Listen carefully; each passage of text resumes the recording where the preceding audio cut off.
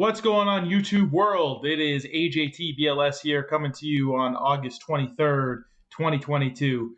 Coming to you with a mini-series of the War League. So a lot of you know JDZ and World Gone Mad started a War League, and I joined Rampage HK after a very, very abysmal regular season record of 0-5. We were in the last regular season game where I played against DGZ Forever, and coincidentally our teams were matched 2 wins for 2 wins, so the winner of our duel wins the week.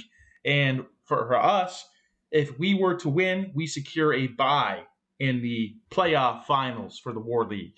And I was 0-5. My team captain, SDL Killa, had faith in me, though, and gave me the start. And thankfully, I won that duel and we got us the bye. And then I got the start for the playoffs, and the rest is history. So today I'm going to be going over with you the first duel when I was called up to play against Gibbination, Matthew Gibson, really good player, all-time player. And this was the list that I used against the Ultra Instinct team. So first we'll go through the list quickly. I basically submitted a very similar turbo list to the one that I won the FLC with, except I switched to Wing Blast, siding in a Regeki break. So the list was as follows. We got the standard monster and standard turbo count here, except we're going 3 Decoichis with 2 spies. I'm not the biggest fan of this ratio currently. I would actually like to do it reversed, but this is what I submitted for the week. And yeah, that's what I submitted for the war. So let's go ahead and get into that video. All right, so here it is. We are going to show it in a perspective showing both hands. We were in the rock, paper, scissors, thankfully. And this is a huge game for the War League. So we go ahead and open up. A decent hand here. It's always nice to get a trap dust shoot in this mirror match, and I assume he's on turbo. And I knew he was on turbo because he beat Ivan. So I got to see the replay, and I kind of knew some of his cards. I didn't know all of them, but I knew something what he was dealing. So in terms of what I would like to do here, I would just like to set trap dust shoot, set jar, and say go. And that's what I do. All right, so he draws into duo. That's a great rip. I'm using like a pro dust shoot technique here, and I choose to hold the dust shoot. He duos me, so I actually do a unique chain here. So I believe that I go CL1 is the duo, CL2 I go trap dust shoot, CL3 I go jar agreed.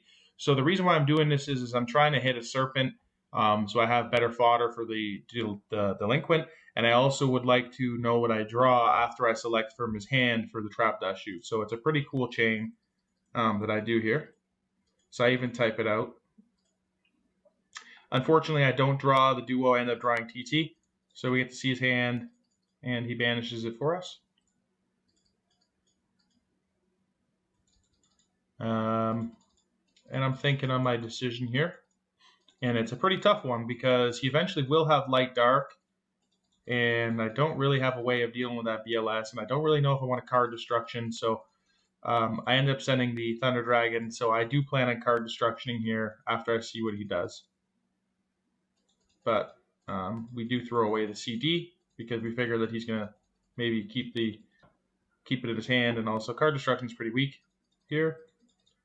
Although in hindsight, I think card destruction would be pretty good. But I choose not to. I set the Wing Blast and say go. He draws in a Nobleman.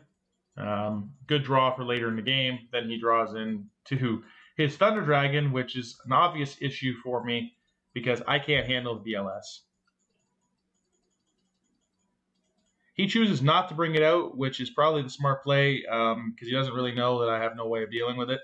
But this is a great top deck. We draw into Thunder Dragon. We attack first, and he takes the 1600, holding his Mirror Force, and we set before we do the Thunder Dragon, playing around Trap Dust Shoot, and then we say go. He draws in a Magician of Faith. He's thinking, and he just decides to set the Knight of Ceylon here. We bring out Sangan, and we just attack. He thinks about it in Mirror Forces, and we're good with it. We take the Serpent, and now we have some fodder. Our BLS is live, so we're good with this. And we decide to Wing Blast that because we just don't know what it is. So he draws it back. We add back the Serpent. And here we just set Serpent here. So what does Gibbination say about that? Gibbination says, let's Nobleman that and set. So now we kind of figure that this is the Faith here. And what do we decide to do here? So we got Torrential set, and he has 2 monsters. Honestly, I don't fully recall what I did, but normal summoning and torrentialing sounds pretty good if I end up doing that. I choose not to. I just set, and unfortunately for us, he's going to recycle that pot. Oh, he doesn't. I remember now. So he doesn't flip up this Magician of Faith, which is what I find really odd. He's trying to play around Mirror Force, I guess. But when he tributes here, we're like, okay, we'll just torrential. And that's a huge mistake that ends up costing him dearly. Because now he just passes his turn. We upstart here. And we know he has BLS, remember that. So we draw in the Storm, which is a nice draw, and we pro-set the Storm. Gib uses his upstart, and he decides to play a priority on that, and I say, okay, that's fine. He brings out the Sangan and pokes. So he sets Ring. We activate our Pro Heavy, and this is where good players make good reads, because I have exactly lethal if he doesn't ring his own Sangan, but he ends up ringing his own Sangan, because we'd get him for 5,000, plus we'd get him for 14, so it'd be exactly lethal. But Gib figures that I would only use Heavy Storm here if I have a really, really big push, maybe a Sork banish or something. But he also knows that I know he has BLS, and Gib's a really good player, so he's reading the situation correct, and he ends up ringing his Sangan. So if we do some quick math here, I do not have lethal anymore. I only have 4,400, and I don't really know if I want to commit my BLS. So we just set our Dekoichi and pass, and Gib's kind of stuck between a rock and a hard place. Like, do I bring out this BLS and just lose my Chaos Monster to a BLS, or no? And he says, yeah, we're going to bring it out, and we're going to banish it.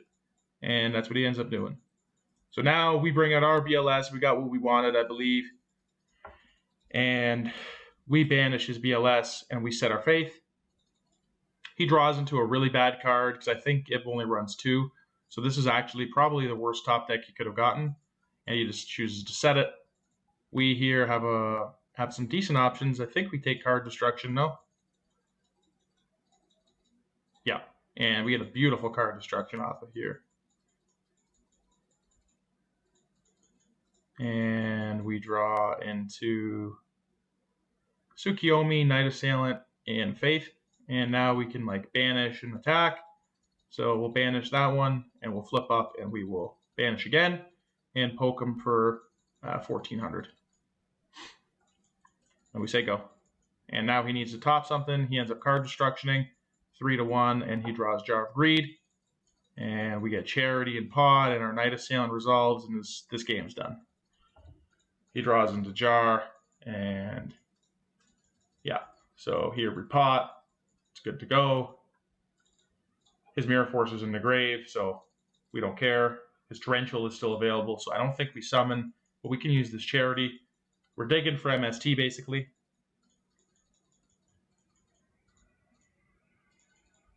And we're up a billion cards. So we just normal summon, because if he answers it, then we can just bring out Sork instead of Book. And like that's pretty safe. So we just go to attack, and he scoops. All right, so we go to game 2 for siding that we cut out, because now we're going second. I like to take out Book of Moon, and I like to take out MST, put in Mind Controls. So here we were just having a little bit of banter. I was telling him, like, good play, reading the Ring on the Sangan. And now we go into a game 2. All right, so let's see what Gib is working with, what we're working with. We have a below average hand. Gib has a great hand. He just topped into pot. So he will go upstart, looking to hit Thunder Dragon. There it is. Boom. Hits the Thunder Dragon, pitches it. Now he gets to use that Pot of Greed, draws in some good cards, and now he has to think about it. All right, so he chooses to set the Spy and set Jar and set Solemn and set Wing Blast and say go. So if we're in my perspective here, we figure that he's got at least 1 Solemn down, or he's got 2 Jar of Greeds and like a Ring or something. But there's no way that, like, if we heavied here, that we'd be getting a +2. He's just not a player like that. He's not going to give you stuff for free. So in our perspective, I mean, Nobleman's still available. Everything's still available. I think that we got to set the Spy or the Koichi here and try to get a plus and set the Solemn. But I mean, this is bad shape. So we set the Serpent and we just, hope to like bait a mind control or something. It doesn't work out. He draws into Spy. Again, a bad draw for him, but it is what it is. Uses Jar of Greed, hits it to Koichi, spins our back row, and we're okay with it. We don't use our jar. We're good. We kind of got a Jar of Greed here. We figure that this is not the Faith because it didn't flip up. We figure that the next set is probably something good. We draw a Wing Blast. All right.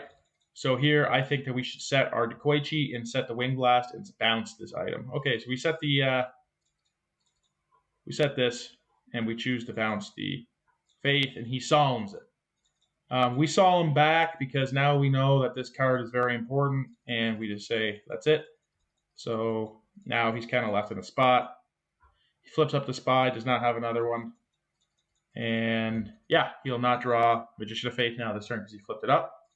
And I end up commenting on that. So, you know what's funny? Here, I was debating whether or not, because I know he has 2 Spy in his hand, right?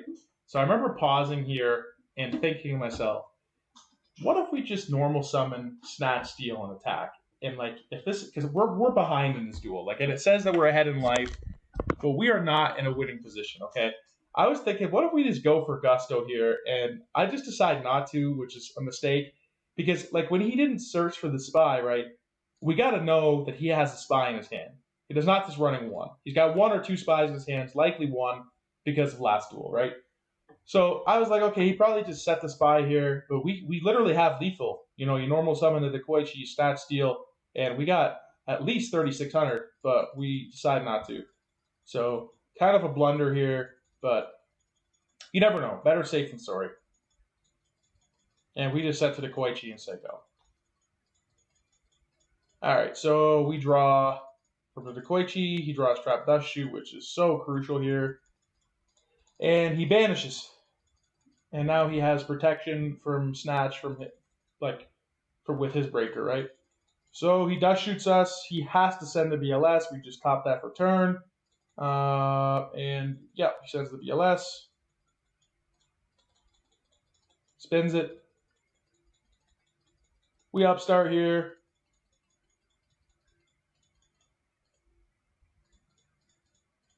Draw Mind Control, and this is where things get interesting, right? So we don't have lethal here. I thought about it for a while. The options are, we know this is Thunder Dragon. We can Snatch, Steal, Mind Control, and attack, but there's just no way that we have lethal in any sort of way here. He just has too big of bodies over here. We don't know that he has Breaker in his hand. We don't know that he doesn't have a Snatch, Steal himself. And I just feel like we're still behind in this spot, which is interesting because we're not actually behind in terms of cards, but in terms of presence, we feel very behind. So I end up taking a conservative route, which ends up biting me in the ass, but we'll see.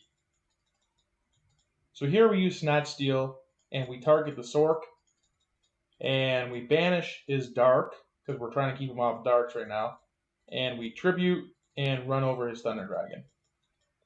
And we just end turn. And now he tops Snatch, Steal, which is kind of a lot, but he doesn't even need it. Well, I guess he does if he wants to kill us this turn, which is what he does. So he ends up drawing into lethal. We top Mirror Force, and then next turn we'd have to be able to banish, set, but we'd be behind then. So well played to him. We could have killed him in game 2, but we kind of blundered. We took a safe route when I was behind. And words of wisdom: when you're behind in this game, and you find a way to potentially have lethal, just go for it because you're likely going to lose the game anyways. You play the conservative route. Materials will start to dwindle as the game goes down for both players. And the guy who was up in cards or up in materials, up in life, up in game presence is likely going to be ahead once things start neutralizing, reducing for both parties. It advantages the guy who was an advantage. So we should have just went for it. We didn't, and we get punished here because this is 3,223, and that's lethal. All right, so it's 1-1 here. We are entering game 3. Let's see what we can do here. So our hand is average. I do like that we got a trap dust shoot.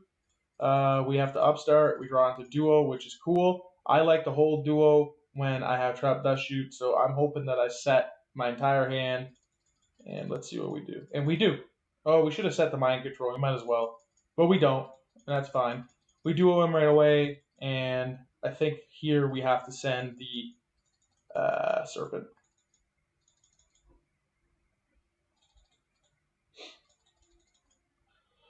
All right. So what does Gibb say? Gibb's going to throw away his Thunder Dragon.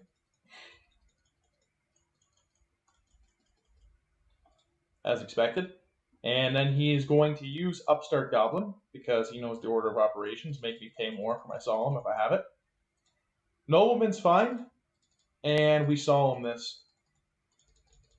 So now Gibb has to think. So I know his entire hand except one card, right?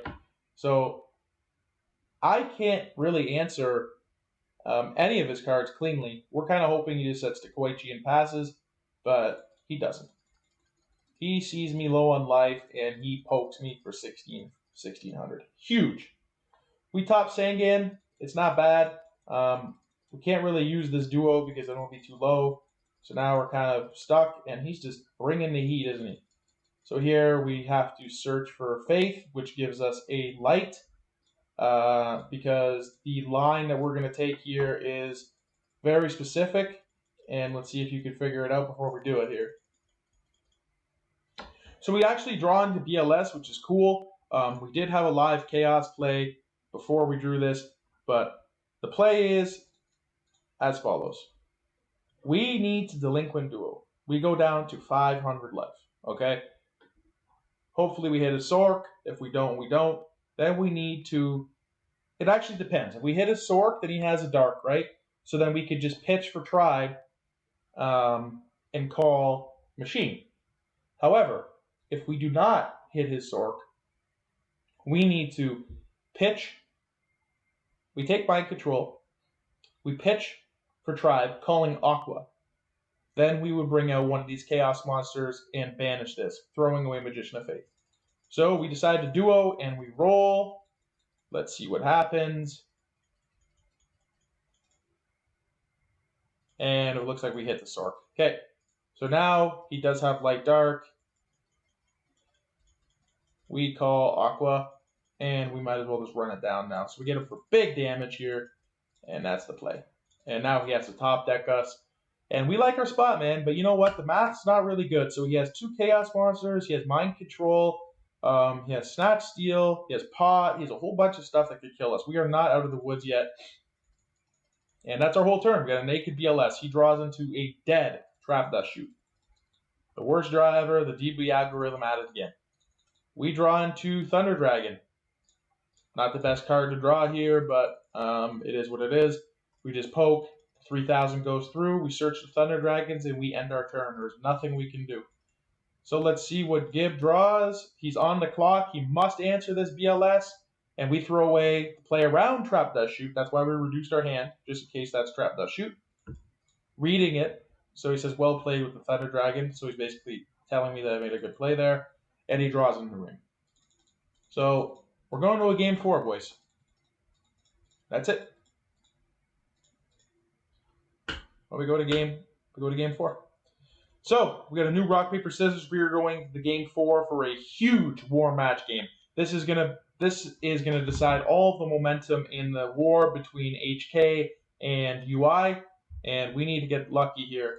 So there's all the marbles on the line. We're going to a big game 4 here, and we're talking.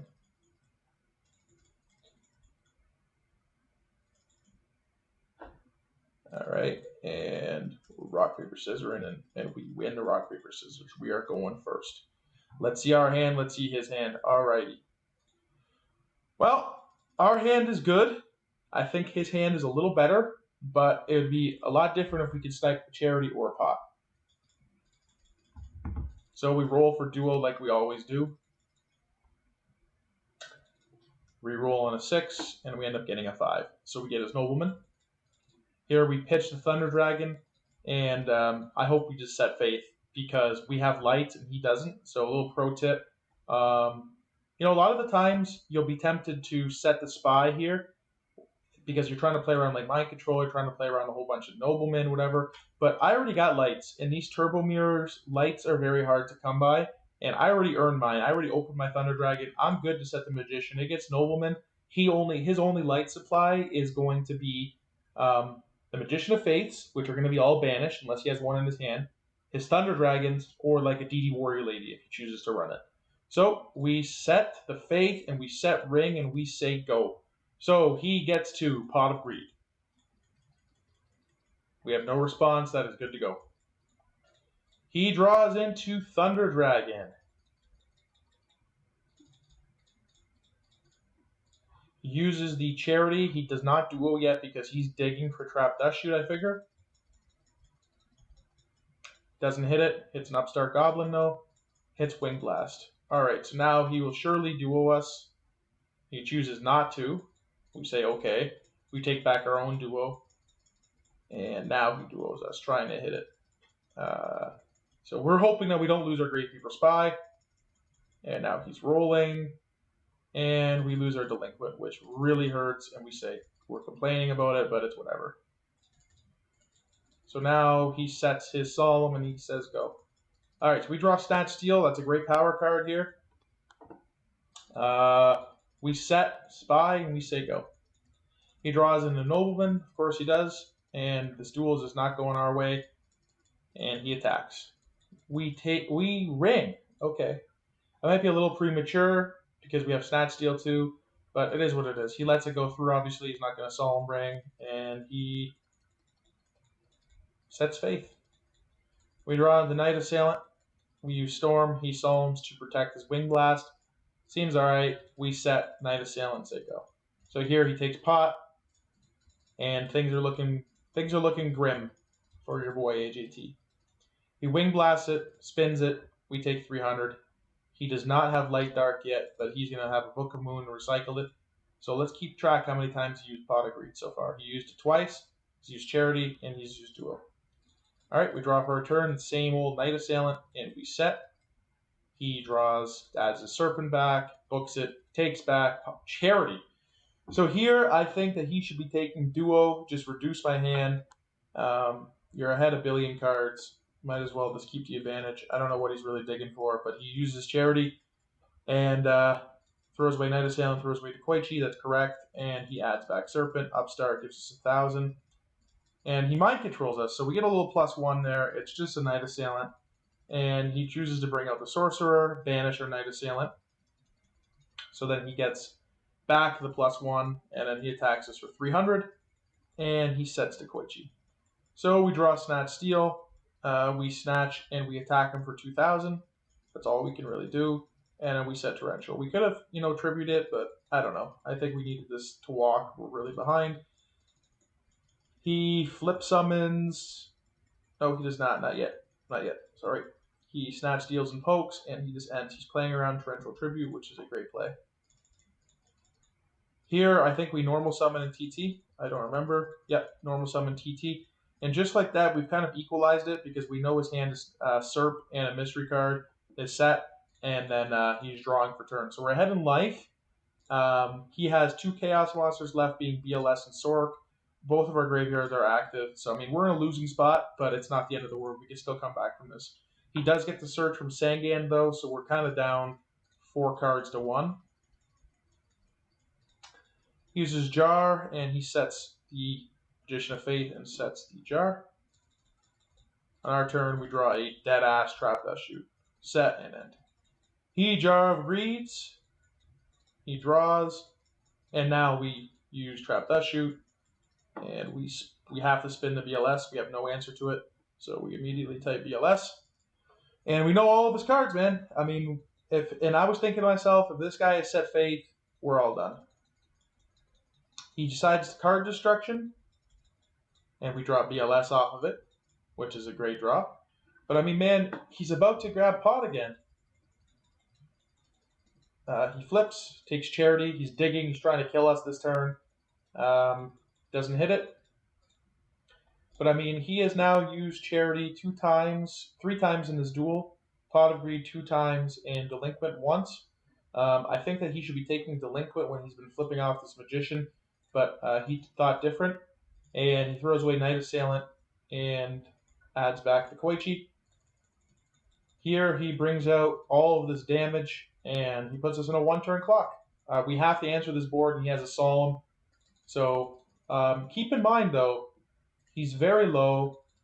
He loses to a Sorcerer attacking the Faith, and he also loses to a BLS attacking. He was thinking about banishing his own Faith. That's why he was thinking about poking with this, because of the damage. That's why he said think here.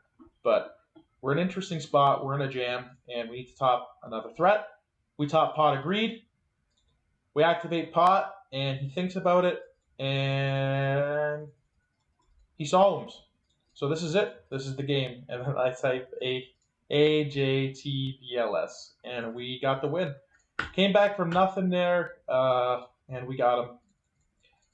And honestly, there's a lot of great games this season in the War League, but I think this was probably one of the best ones. We went to a game 4 and a big game, and we came back from a huge deficit in this game. It feels good coming back from something like this, but kind of lucky draws on our end near the end. And good games to Gib. And we'll continue this series in the next video. Thank you very much for watching, and have a great night.